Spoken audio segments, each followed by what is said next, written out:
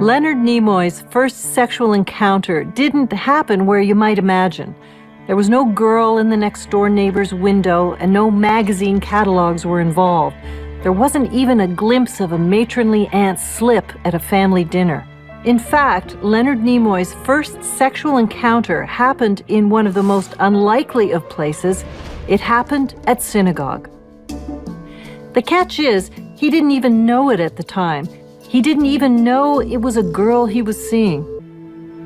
What he didn't realize was that it was at that moment, that day in synagogue, that Leonard Nimoy met the Shekhinah, the female face of God, who in many ways would change his life forever. Most people think they know the rest, how he became an actor, became famous as Spock on Star Trek, and introduced the Vulcan hand greeting. However, many people don't know about Leonard's work as a photographer, or how that hand greeting became something more.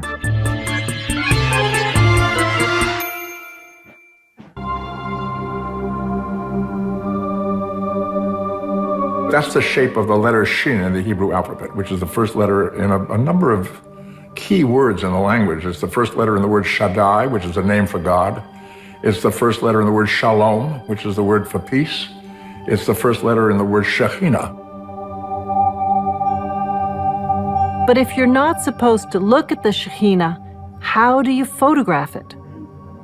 I went back to my negatives because I had done quite a bit of work with female figure. And I went back to the negatives to see what I had that would lend itself to this kind of spiritual connotation.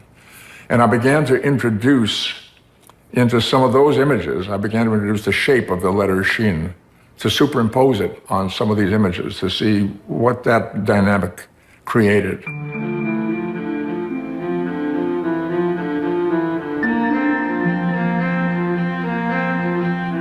To me, the book is a very strong feminist statement, and among other things. And I think to some degree, in the Orthodox community, that makes people uncomfortable with the idea that God is a woman. It makes people uncomfortable with the idea that God is a woman.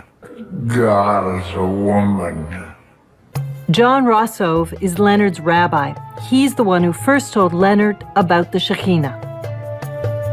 If people are afraid of the showing of a nipple, and that this somehow shocks the American Jewish and perhaps some elements of the Israeli community as well, I say it is not ugly.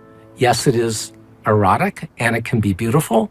And Leonard took it as part of the form of the female figure that is the personification of the Shekhinah, feminine indwelling place of God. And I have to say, this is not a modern concept. If you read the Bahir and the Kabbalistic literature from the medieval period, and the Kabbalistic literature from the medieval period, and the Kabbalistic literature from the medieval period, these rabbis were right there. So who believes that God is a woman? The Kabbalists do.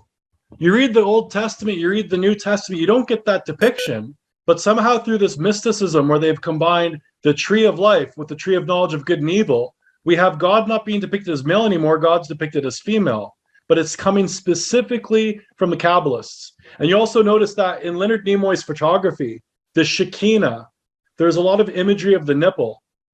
The word El Shaddai, which is God Almighty, showing up in the Old Testament. Did you know that if you translate this, it can also be translated as God of the breast? But of course, El Shaddai is not a Hebrew word. It's not a word actually of the Israelites. It's a word of the Canaanites. The Israelites didn't have their own language. They learned the language of the nations that surrounded them. And the Canaanites were the ones who came up with the language today that you call Hebrew. It's actually called Proto-Canaanite. That's the oldest versions of the Hebrew language. And so El Shaddai also means God of the breast. In other words, the Shekinah has to do with the worship of the earth. The tree symbolism is hidden in the tarot. If you take a look at this tarot card called the High Priestess, have a look. We can see this High Priestess sitting down, and I don't know if you know this, but tarot derives its name from Torah. And so they claim that the tarot is actually illustrations of the Torah. Only if you're a mystic that worships the earth.